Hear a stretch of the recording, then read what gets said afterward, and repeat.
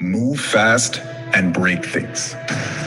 Remember how good that used to sound? For a while there, it seemed like technology was the answer to everything, and that business would drive us all forward. But it's time to take a look around. All around. Not just at the rooms where we sit, or the offices where we work, or the towns where we live, but all around. And ask ourselves if maybe we've broken enough. How much longer can we continue to put the few ahead of the many? How much longer can we proceed with business as usual? Let's keep moving fast. But instead of breaking things, let's find a way to fix them. Let's bring doing well and doing good together. Let's bring CEOs and NGOs together. Let's bring equal work and equal pay together. Tech and trust, shareholders and stakeholders, C-level and C-level, access and success. Let's bring value and values together. The thing is, technology really does have the power to lift us all, but only if we design it for everyone. And business really can drive us all forward, but only if we agree to hold ourselves to a higher standard. It's time for a new era of business, one that works for everyone. Let's build it together. Are you with us?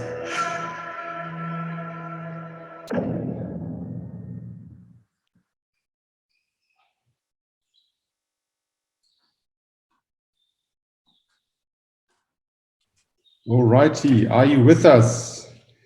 Warm welcome from my side. My name is Armin Wieland. I'm the founder here at B5 Digital, and I'll be your host for today.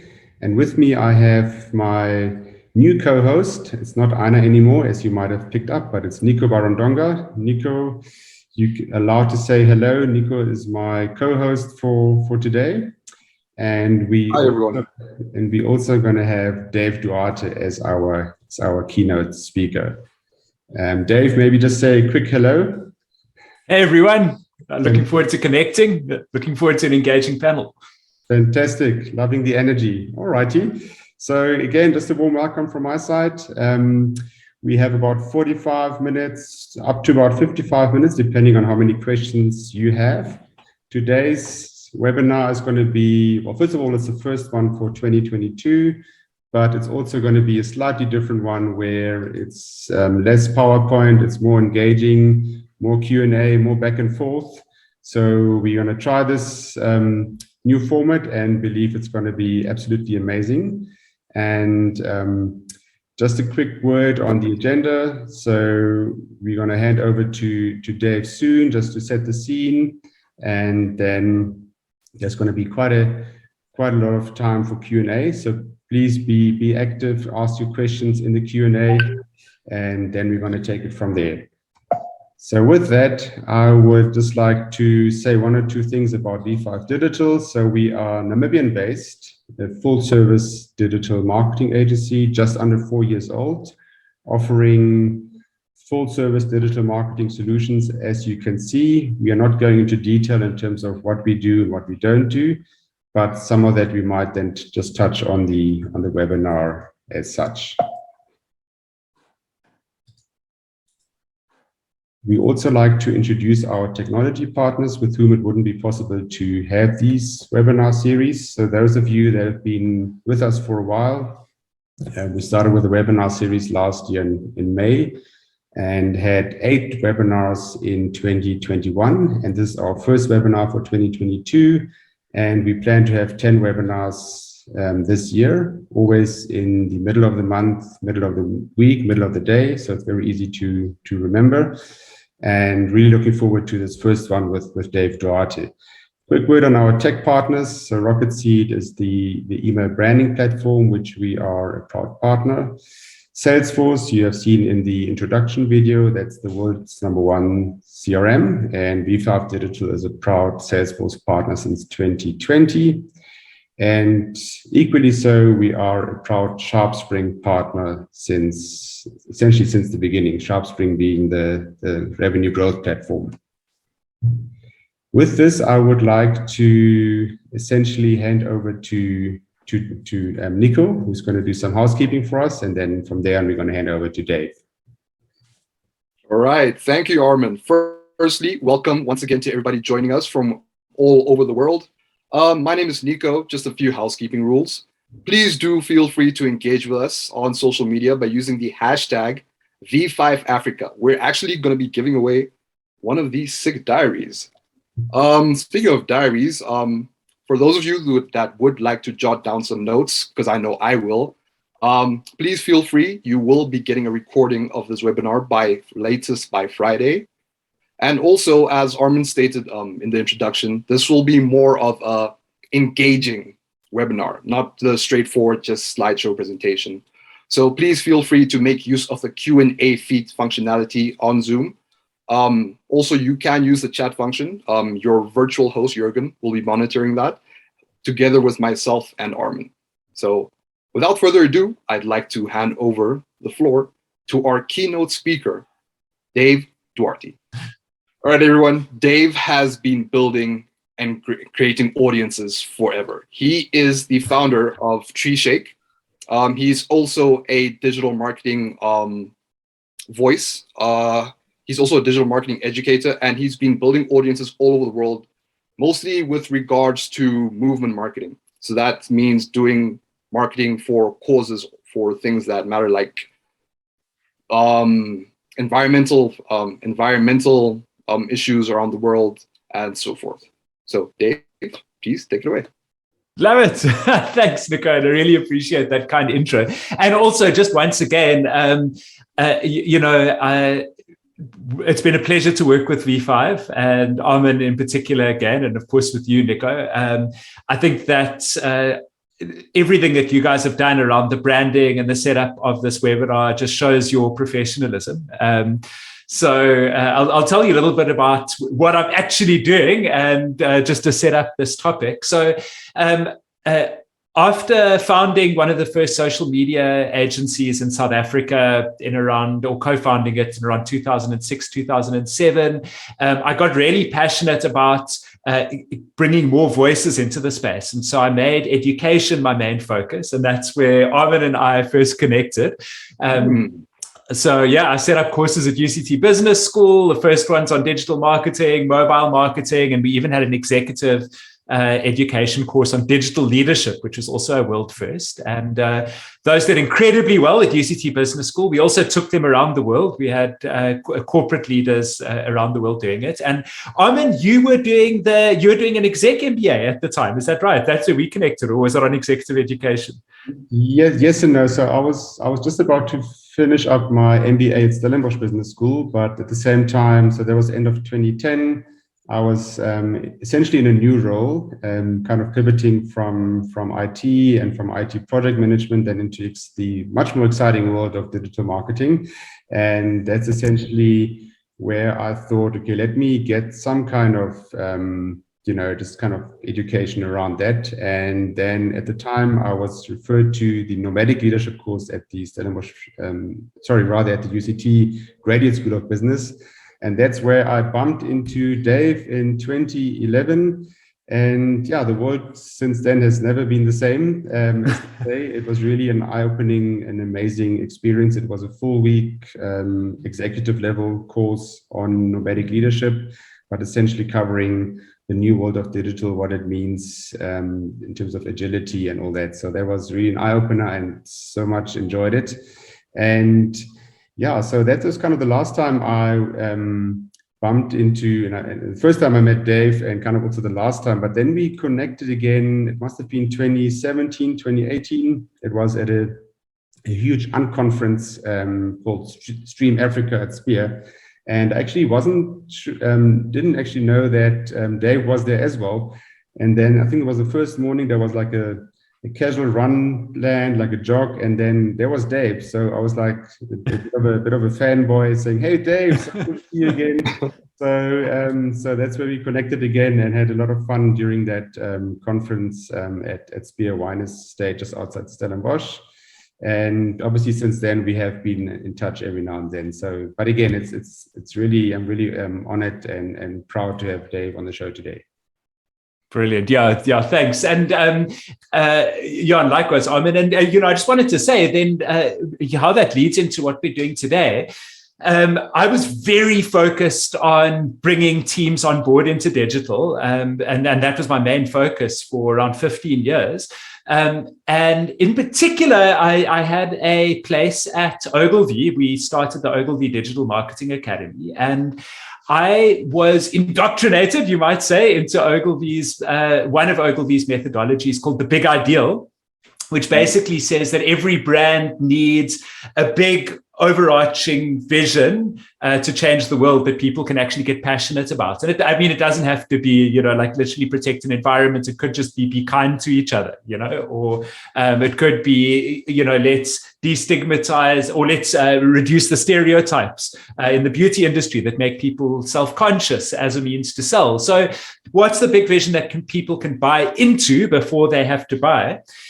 And that was applied very commercially, very successfully commercially around the world. But to teach it, we started doing these side projects with students, and which were pure activism, where we would ask students to find causes that they were interested in, come up with creative ideas to solve them, and unleash them on the world. And these side projects started winning awards, started building constituencies on their own. And I started realizing that I was becoming more passionate about the side project than the main project. And so I started TreeShake to work out, is there a business model in creating impact? Or at least can you sustain and grow a team around solving issues like income inequality, addressing the education crisis, protecting our oceans, saving water, and so on. And it turns out there is, and that's been my main focus. So TreeShake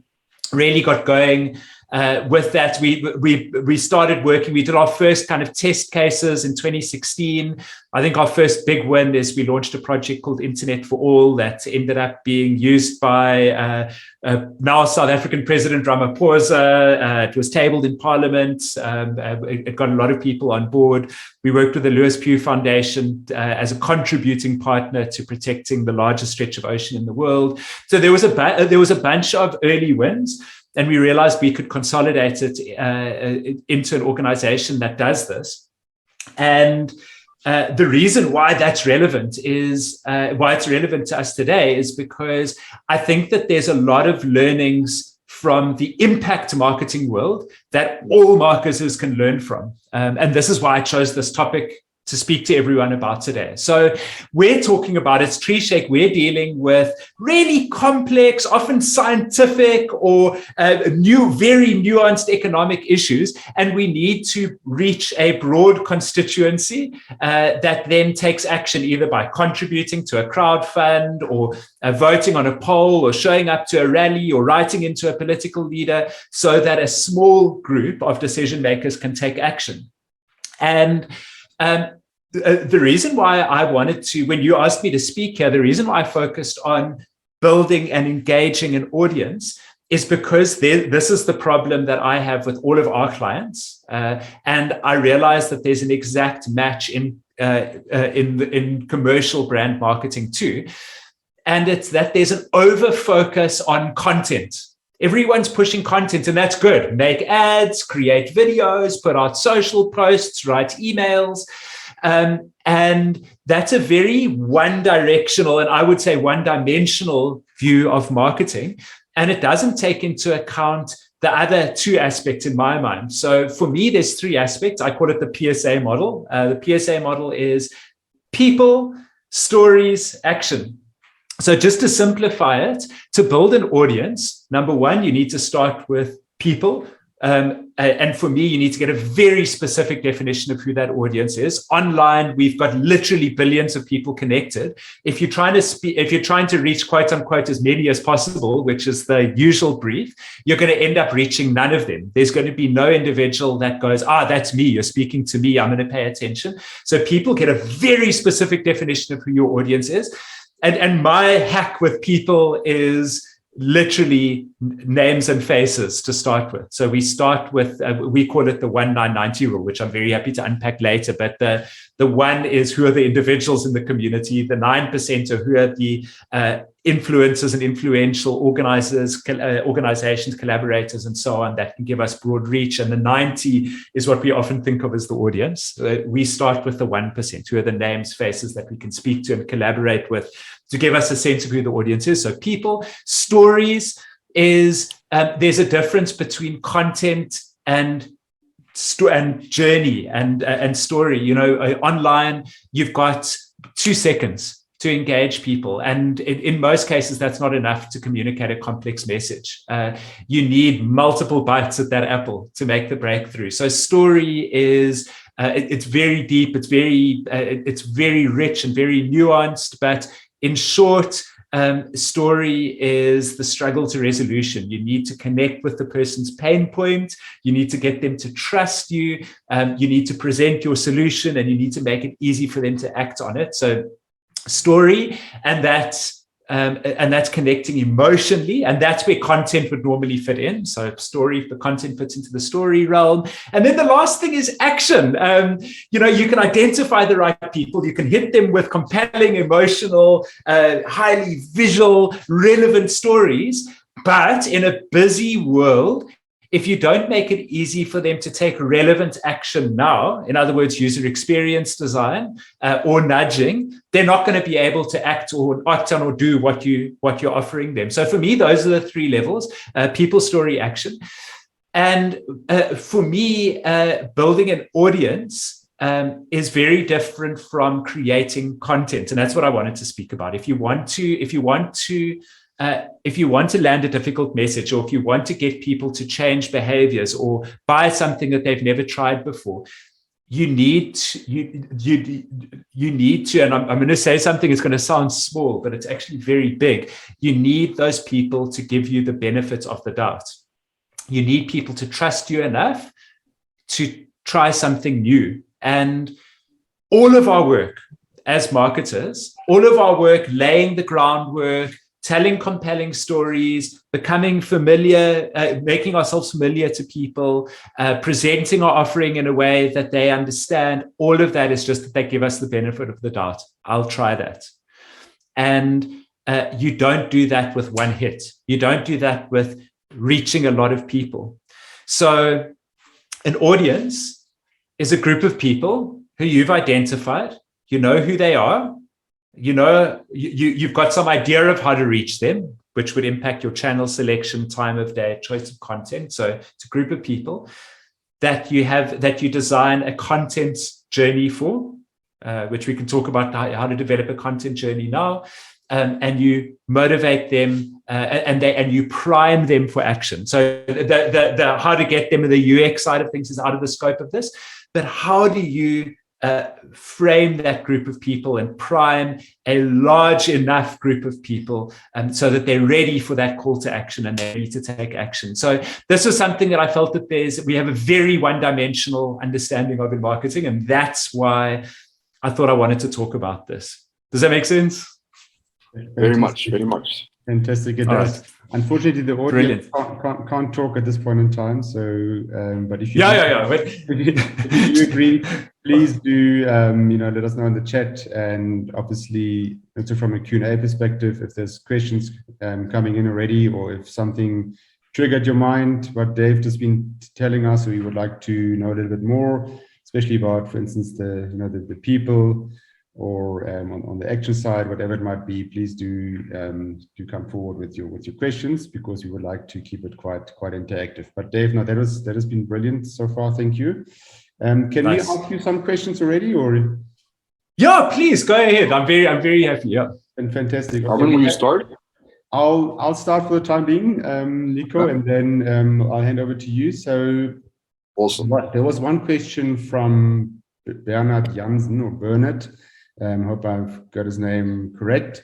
He asked us on Twitter, because you might have seen there was quite a bit of engagement.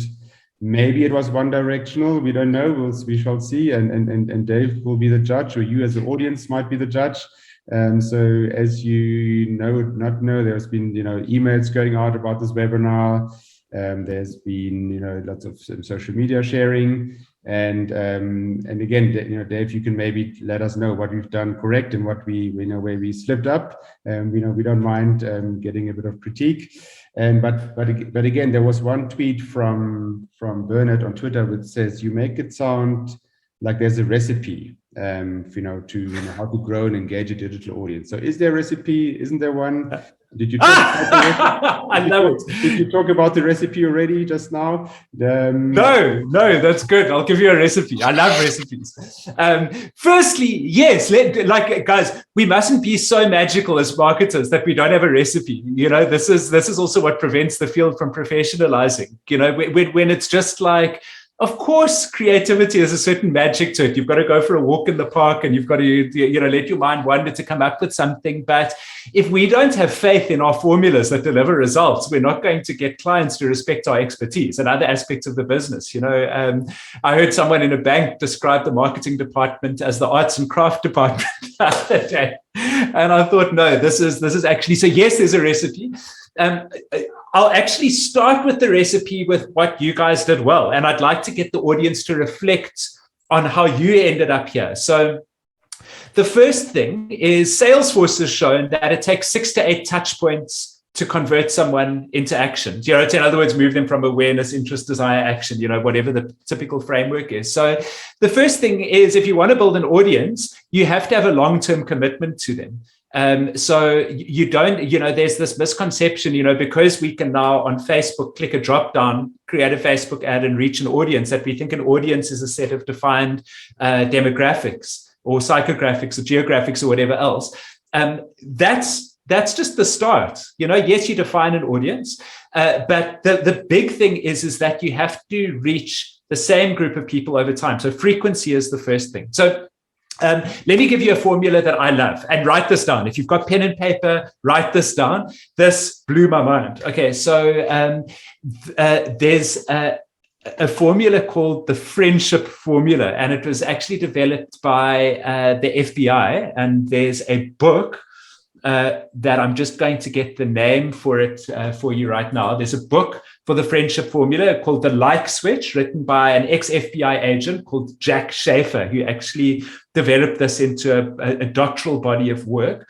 The friendship formula, I'll tell you what it is. It's proximity, frequency, duration, and intensity. And I'm going to break that down for you. So this is the formula. And I love that it's called the friendship formula. So according to the FBI and according to this ex-agent, he says, you are the most persuasive relationship in the world is friendship. If anyone here has watched The Tinder Swindler, you'll know there was that moment where there was this woman and she said, I could either pay off my apartment or help a friend. Obviously I helped a friend. So friendship is persuasive, I can tell you. So how do you create the sense of friendship at scale? What the FBI worked out is that there is actually a way, and therefore things are proximity. Number one is people have got to feel like you're in their space. So in the marketing context, that means geographic localization. For a start, like geographic localization. It could also just be hyper-relevance. In the sense of like, we're in the same WhatsApp group, we're focused on this very tight niche that feels very specific to me, but you need to be particular. Now, in the purely digital marketing context, I think that webinars, online events, hashtags, mutual following, all of that creates the sense of virtual proximity. But I need to feel like you're in my world. That's the first principle. So help me feel like you're in my world. Get into my inbox, localize the content so that I know that you're speaking to me, not just the whole world. So speak about Windhoek, don't just talk about, Africa as an example. So proximity. The second one is frequency. This is a big thing. So you've got to reach people more than once. So as I've said, the Salesforce formula is 6 to 8 times before people are primed for action. I think that in B2B and more difficult sales, I think that 30 plus touch points is not out of order. I've certainly had many times where I'm considering a big purchase or a big decision and I need to read an article. I'll see a YouTube pre-roll 5 or 6 times. I'll see an ad. I see that they're doing an event. Someone's mentioning it on my social media feed. But even if it's just one touch point, they're just hitting me with YouTube pre-roll and it's consistent over a few months. It's keeping it top of mind. So frequency is very important. Duration, absolutely vital. Now, this is the tough one for new brands. Duration is, firstly, you don't build a great brand overnight. The reason that brands like Coca-Cola or the United Nations or any of these kind of institutional brands are so trusted is because they've been around for decades. And that's it's kind of a thing for friendship is, we're better friends, we perceive as close to the people that we've known a longer time. So you've got to keep this up over a long time. But the FBI shortcut is if you can get people to spend a lot of time with you. If you don't have that, the FBI would engineer something like you are stuck in an elevator for 2 hours with the person. Or marketers might go, we don't have 2 years to make our case, so we're going to make an epic documentary. Red Bull does this. In my world, Netflix succeeds, and there's a whole lot of kind of 2-hour propaganda type documentaries. So get people to spend a lot of time with you. In our world, I think that duration is underrated. 10-second TikToks are important, but there's a certain mastery to getting someone to watch a 5 or 10-minute brand video, and not every brand can pull it off. If you're capable of that level of flex, then do it because it gets people to spend more time with you. Or, might I say, a 45-minute online webinar really builds trust and connection. So duration. And then the last one is the one that I learned the most working in the big agency space, which is intensity. If you don't make a strong, surprising impression on people, you're going to be bland, you're going to be forgettable, you're not going to awaken the heart space, they're not going to feel connected and close to you. So you have to connect on an emotional level. And once again, in my space, and you can reflect if it's the same as your space, as marketing departments increasingly answer to other aspects of the business, we're finding more and more transactional messaging. Tell them what it does, sell the features, tell them about what the product does at the end of the day. And if you don't engage the heart, guess what? We've shown again and again and again that humans, all decisions are actually coming from an emotional basis. By the way, that's a big statement.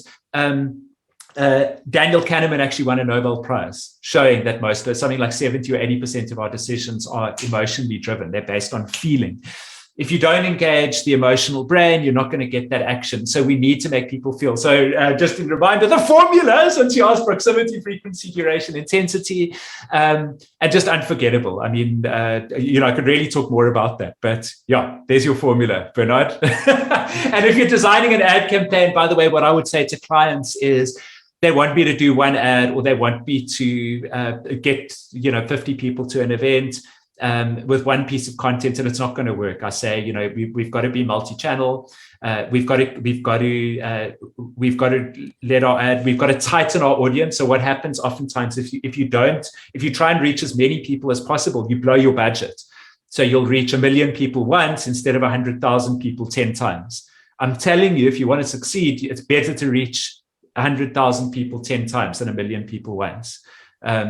So you have to tighten up, you have to focus. Duration and frequency are really, really key. Fantastic. Okay, on behalf of Bernard, thank you so much for that very elaborate answer. So that's quite a long recipe, but it's a very good recipe, and it's from your experience, it must have worked and is still working. So thank you for that, Dave. With that, I would like to hand over to Nico for another question. And if you're in the audience, please do come forward with your questions. There's one from Alvina. Alvina will get to you momentarily, but for the time being, I would like just to hand over to Nico for the time being. Thank you, Armin. Dave, just a quick one. In your experience with regards to building and engaging your audience, right? What do you think is the biggest mistake people do? Because I think with what I've noticed that people really confuse the marketing aspect and the sales aspect. Yeah. What do you think about that? Yeah, definitely. I mean, I'm actually, I don't know if there's anyone working in the B2B space, but one of the most important B2B insights that I learned is a model called account-based marketing.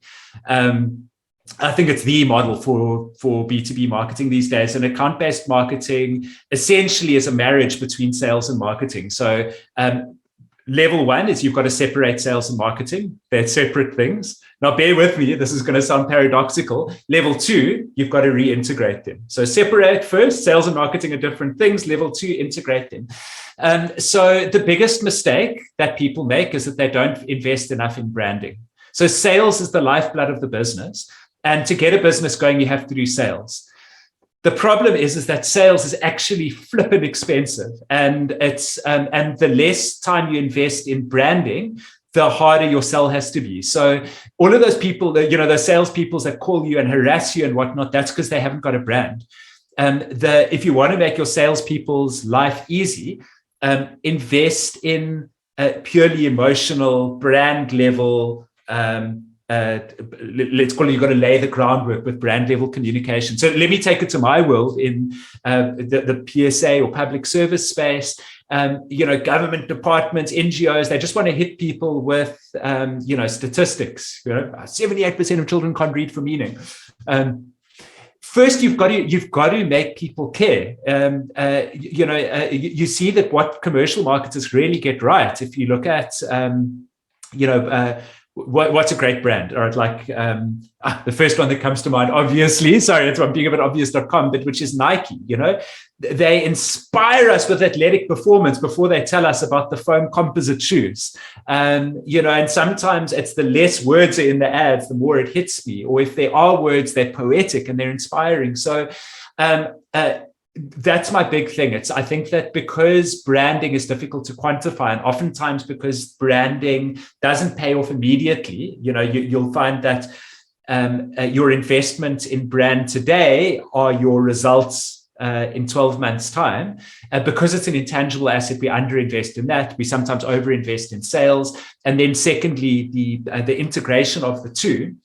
So that's the first: separate, create brand, and separate it from sales, so that you aren't trying to do a hard sell, which pushes people away at the same time as you're trying to draw them in with a feel message. So first separate and then integrate. The key to the account-based marketing approach is, firstly, let's talk about audience. So marketing defines an audience, hits people with the emotional messaging and draws them into the funnel. So target people on the high level, get them into webinars, try and get their email addresses as leads. You're not doing hard sell. So this is actually, by the way, I don't know if you guys at V5 call it ABM, but this is the kind of thing everyone here would be part of an ABM funnel. You've given your email addresses, some level of permission to stay in touch. You've liked the LinkedIn page. Already there's trust and awareness building. No one here is going to forget V5 Digital. Even in 6 months' time, you're going to know who they are. You're gathering insights from the sales team, and so the sales team is getting more qualified leads, so that then, whether it's Armin or someone else, when they pick up the phone, it's not like, who you guys, prove yourself, we'll give you something small. It's huge trust. We've got a big project, roll with it. So you're coming in with less hard sell, less having to prove yourself, higher volumes. But it also goes the other way. Sales is saying, we're working on this tough client in the agricultural sector or whatever. Sorry, you probably aren't working in the agricultural sector. That's more my vibe, but I don't know, in the beverages sector. Can you guys in the branding team throw up a webinar, or throw up some content that has to do with our expertise, that flexes our expertise or our relevance to the beverage sector? We want to tee up some clients there. We're warming them up. So it's a two-way conversation. But yeah, hope that makes sense. Thank you very much for that, Dave. Yes, it makes so much sense. Thank you. Nice. We got any other questions? Yeah, let me. There are some other questions which we could ask, but in just taking time into consideration, let us take one or two from the audience. So this might be a tough one to you, Dave. It's from Alvina Hayford. So Avena asks, how would you advise a small YouTuber in Namibia to grow successfully? Having a niche already, or should it be a mass target market? Yeah. So, all right, great. I'm super passionate about this. My fiance used to run a course called Business Acumen for Artists. And we had a lot of YouTubers that started with the course that ended up growing huge followings, or Instagrammers and that kind of thing. Some of you might know Suzelle DIY. She was a student there. But there's a bunch of others. She just came to mind. But here's the thing. So the first, I've actually got a model for you. I call it bonfires, wildfires, and fireworks. I'll break it down just now, but let me start with the basics. So first principle with growing an audience is you have to show up consistently. Let's talk about why that is. Remember our proximity, frequency, duration, intensity. The first thing is that you have to get your frequency right.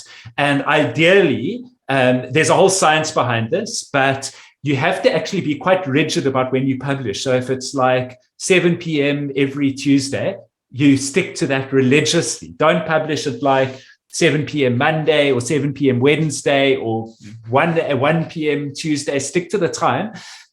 Work out your time, by the way. And you can be flexible. I'm not saying be inflexible, but do it mindfully. And once you've got your time, try and stick to it.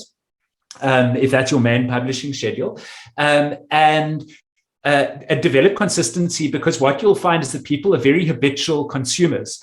And if you're publishing at the same time over and over, even though you're not reaching, remember, you're not reaching 1 million people off the bat, you might be reaching 100 people for a start, but you're going to have a much higher likelihood of reaching the same 100 people.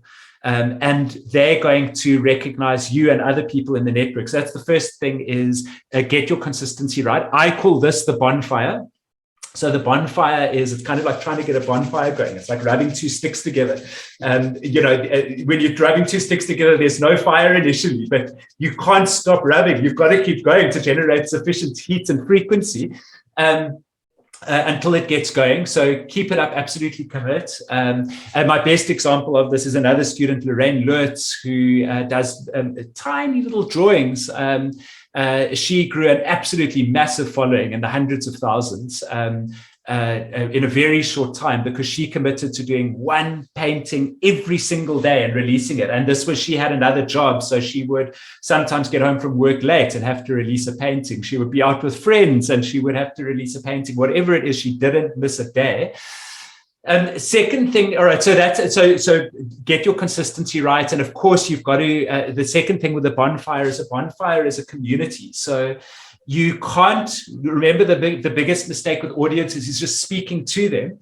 If you haven't got an audience, you've got to go and find that audience. So I think in the beginning, the most valuable thing that you can do is directly hustle people in. So, record the video, send it to friends and family, ask people directly to comment. Like, I'm not even playing with this. Like, it doesn't matter if it's your mom, please comment. If it's like 10 friends on WhatsApp, like, get them directly to comment.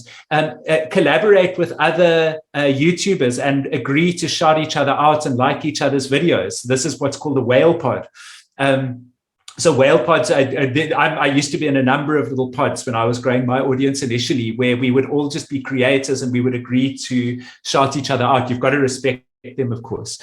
And then a big part of audience development is going out and participating in the community, attending events, getting known, liking other people's content, commenting on other people's content. So be a participant in the community. That's the key thing with a bonfire. The second principle, wildfire, is you have to be surprising. You have to do something that's weird to get noticed. The first example that comes to mind is, I don't know if you guys saw those crazy dudes with like the weird hair, the Island Boys. I'm an Island Boy. Crazy, if you know what I'm talking about. Bad, but like you can't unsee it. It's like, what the hell? And these dudes have become an absolute global phenomenon. So you've got to do something different. That's why you see YouTubers with crazy hair, or there's got to be something conceptual that sticks in people's minds. So that's wildfire.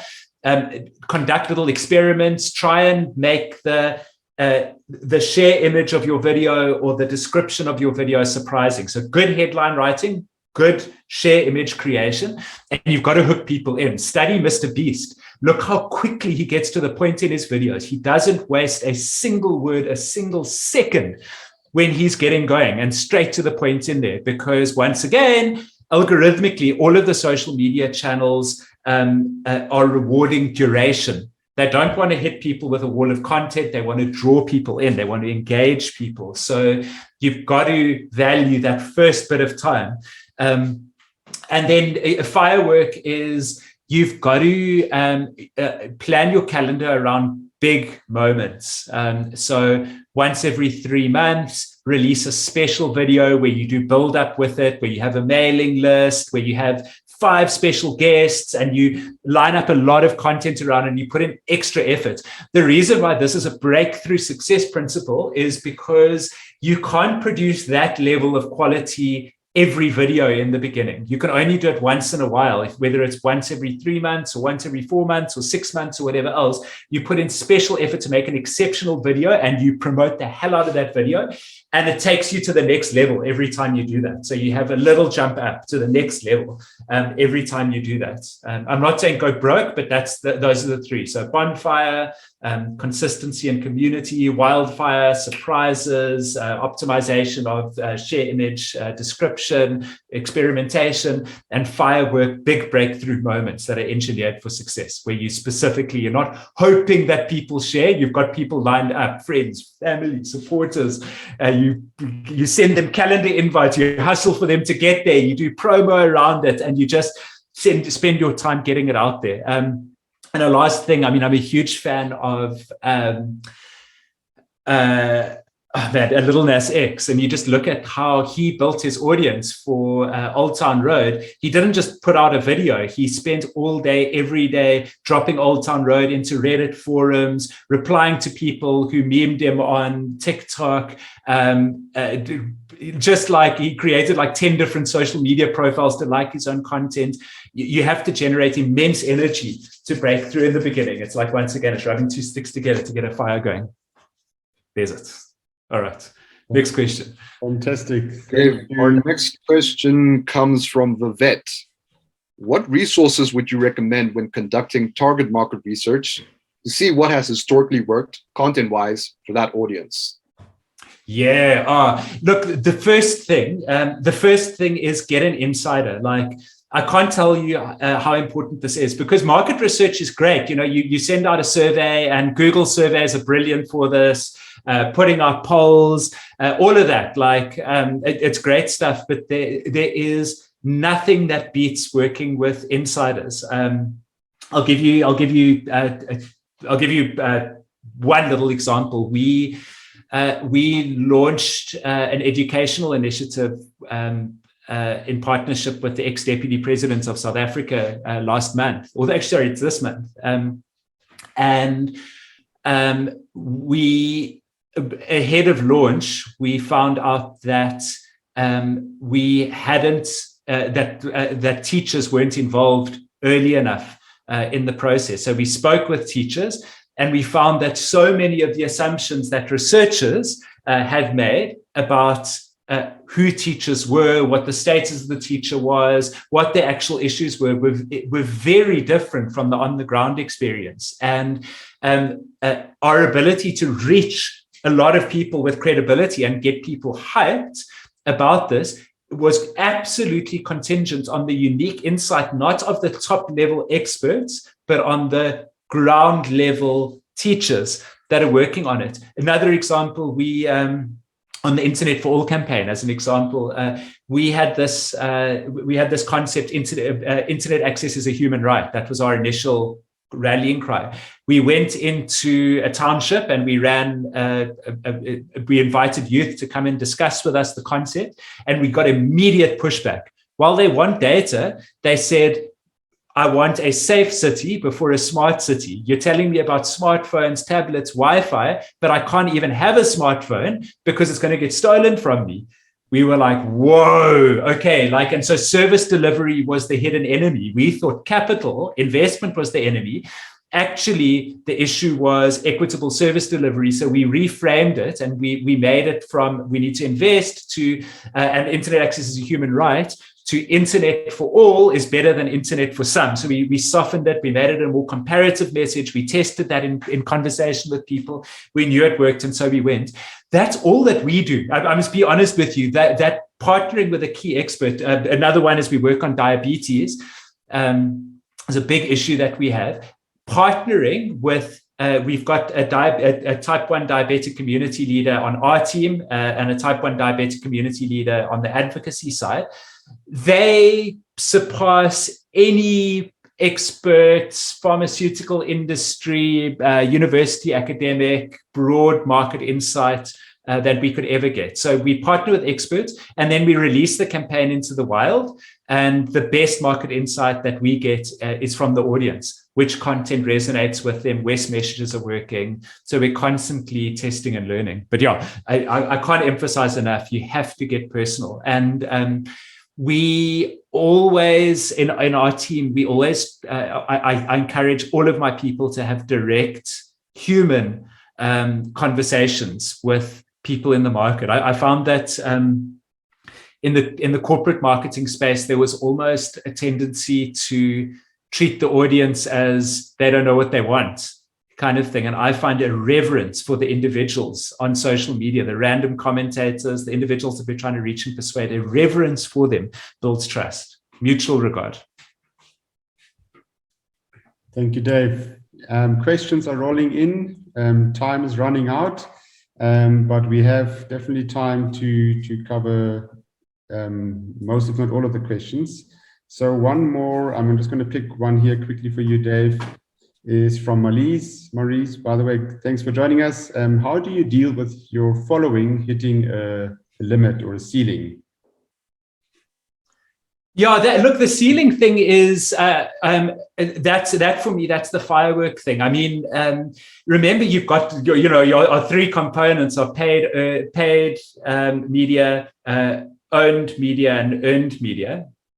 And breaking that down, you can excel and you can build an audience with any one of them, but you're really going to leverage your full capacity when you're combining paid, owned, and earned media. So, firstly, make sure that you're sweating all three of them. Paid, for me, paid media is always the easiest. If we need to reach a new audience, we define the audience using Facebook's the easiest. So start with Facebook. Sorry, I know Facebook is not everyone's favorite, but start by defining the audience on Facebook and Instagram. Or if you've maxed out a channel, go to a new channel. Second is define a new question that you can solve, a new problem that you can solve, and take that out on Google Ads. So paid is the short answer. Or otherwise, new channels. Think about where you can go that people aren't. And this is a big one. Actually, sorry, I know that's generic. So let me give you a bit of non-generic advice. So paid, define a new audience on paid. The second thing is channels are very interesting. We've stopped using, on social media, we've using social media scheduling software because it keeps you in the same, it means that you create centralized content and you push it out to all channels all at once. And you miss out interesting channels like Quora, like TikTok, like Reddit, et cetera, individual forums, sponsorship of newsletters, all of those kinds of things that you miss when you just treat every channel as the same. The counterintuitive insight is if you think that you've hit, if you have hit a wall on a particular channel, is start on a new channel and get new growth there, and then start cross-pollinating your channels. I'm separating my teams and my community managers into channel specific. So if a client wants us to launch on 3 channels and be mediocre everywhere, I'd rather go, no, we're going to be excellent on one channel and we'll cross-pollinate. We're going to slow down on the others and we'll cross-pollinate from there. So add a new channel, which comes with a new mindset. Like, let's say TikTok is a completely different mindset to LinkedIn. Excel there because you'll have to change your mindset and the type of content you're offering. And then once you've got the new audience there, you add them to the cluster. But a last point, a business you might have an audience, which you think of as a homogenous thing, but that audience in reality is made up of different audiences or different cluster audiences. So an audience is actually a massive niches. And if you haven't done so already, one of the biggest things that we've learned is we use a CRM, whether it's Salesforce or more simple one like Airtable or one-page CRM, just to start clustering people by different sub-audience types so that they're in our home base. Fantastic. All right, thank you for that, Dave. Just a question from Nelson. I think, Armin, you can also chime in here. He wants to know what's the best approach to increase your client retention. He says that often there's a huge emphasis on sales and marketing, that client retention is often left neglected in his opinion. Yes, yeah, totally. There's a new role, a new definition of the CMO role that combines. I'm letting my brain surface up what the name of it is.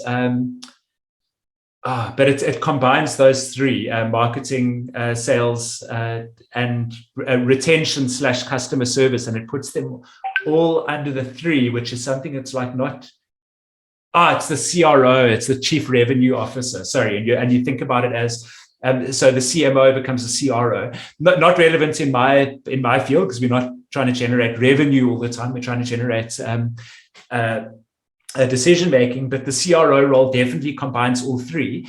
And there's more downstream roles, like, for example, you're having a customer success officer, and the customer success officer is getting data on individual use cases. And you might even, this is the great thing with digital, you can identify flags when someone's about to drop off. But customer satisfaction is very much part of the journey now. And it doesn't, the journey, as we know with digital, it doesn't end with the sale.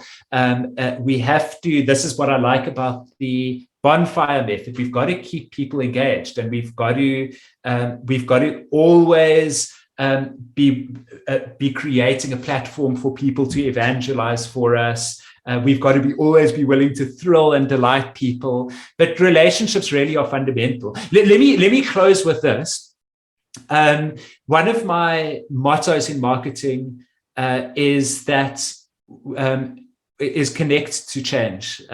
If we don't somehow move the relationship from a transactional relationship in business and move it into a human relationship in business, you're going to become disposable. And part of the joy and the importance of being marketers is that we're the custodians of the soft stuff, which is how do people feel about us? Do they trust our services? Do they look beautiful? Do they perceive our services fast enough? Are our people kind in the way that we engage? Are our emails just brutally transactional, or have we got some personality? Are we making an effort, like famously the South African e-commerce brand Yuppie Chef, taking the time to write personal notes to customers when they order from us? Anything that we can do to humanize the brand is going to help customers give us the benefit of the doubt, even when we screw up. And that's what having an engaged and loyal audience is about. Fantastic. Thank you so much for that, Dave. We've got about 5 minutes left, 5 to 1. We need to wrap up. There's one more question from Christopher, which we can or cannot take. Christopher, we can also take it offline and definitely answer you there, so don't worry about that one. Dave, was there any questions you might have for us, for Nico or myself, before we're wrapping up?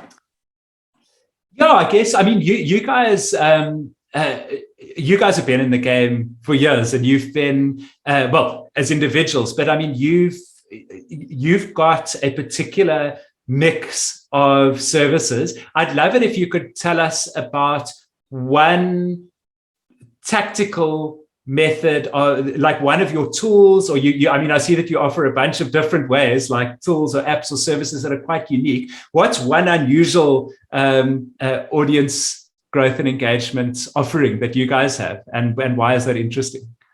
Fantastic. So let me answer that, because Nico is kind of on the side. He's kind of joining the team just every now and then. So there is, as you can see on this slide, there is lots of them out there.